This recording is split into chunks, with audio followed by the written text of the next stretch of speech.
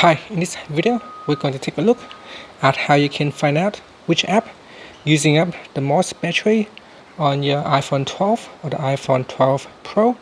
First, let's go back to your home screen by swiping up at the bottom of the screen. Then tap on settings, and in settings you want to go down and tap on battery.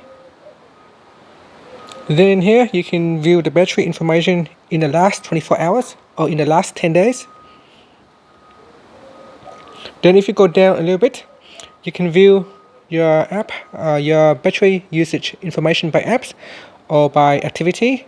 So if you tap on battery usage by app or by show activities, you can see here if it's by app, it will show you the battery percentage being used. If you tap on show activity, then it will show the app usage by the time. So let's say you want to view the app by battery usage. Now you can see here in the last 10 days, settings has been using up the most battery at 43%. The next one is YouTube, using up 12%. And then you got Safari, also using up at 12%.